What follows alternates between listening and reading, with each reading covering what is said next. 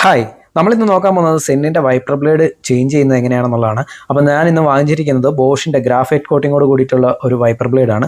അപ്പോൾ ദേ സെന്നിൻ്റെ wiper blade ആകെ നശിച്ചിരിക്കുകയാണ്. അപ്പോൾ നമ്മളിത് എങ്ങനെയാണ് റീപ്ലേസ് ചെയ്യുന്നത് നോക്കാം. ഇത് നമ്മൾ ചേഞ്ച് ചെയ്യാൻ പോകുന്നത് എങ്ങനെയാണെന്ന് വെച്ച് കഴിഞ്ഞാൽ ജസ്റ്റ് ദേ ഇവിടെ ഒരു ലോക്കുണ്ട്, കണ്ടോ ഈ ലോക്ക് ജസ്റ്റ് ഇങ്ങനെ താഴോട്ട് വൈപ്പർ ബ്ലേഡ് ഒന്ന് താഴോട്ട് പ്രസ് ചെയ്ത് പിടിച്ച് കഴിഞ്ഞാൽ ഉണ്ടോ, ഇങ്ങനെ ഒന്ന് പ്രസ് ചെയ്ത് പിടിച്ച് കഴിഞ്ഞാൽ നമുക്ക് ഈസി ആയിട്ട് ദൂരിയെടുക്കാം. ഗ്രാഫൈറ്റ് കോട്ടിംഗ് ഉള്ളതുകൊണ്ട് തന്നെ ഈ ഒരു വൈപ്പർ ബ്ലേഡിൻ്റെ ഫംഗ്ഷൻ എന്ന് പറഞ്ഞാൽ സ്മൂത്ത് ആയിരിക്കും. അതുപോലെ തന്നെ ഇതിൽ സ്പെഷ്യൽ റബ്ബറാണ് യൂസ് ചെയ്തിരിക്കുന്നത്. അത് ഇന്ത്യൻ ക്ലൈമറ്റിന് പറ്റുന്ന രീതിയിലാണ്. അതുകൊണ്ട് തന്നെ പെട്ടെന്ന് ഈ ഒരു ക്ലൈമറ്റിൽ ഡാമേജ് ആകത്തില്ല. ഈ ലോക്ക് അതുപോലെ തന്നെ ഇട്ടിട്ട് നമുക്ക് ജസ്റ്റ് മേളിലോട്ടൊന്ന് സ്ലൈഡ് ചെയ്ത് കഴിഞ്ഞാൽ ഇത് ലോക്കായിട്ട് അവിടെ ഇരുന്നോളൂ. ഡബിൾ മൈക്രോ വൈപ്പിംഗ് എഡ്ജ് ഉള്ളതുകൊണ്ട് തന്നെ ഡേ ആൻഡ് നൈറ്റിലെ കാഴ്ച നല്ല ക്ലിയർ ആയിട്ട് നമുക്ക് കിട്ടും. അതുപോലെ തന്നെ സ്പെഷ്യൽ മെറ്റൽ കൺസ്ട്രക്ഷൻ ആണ്.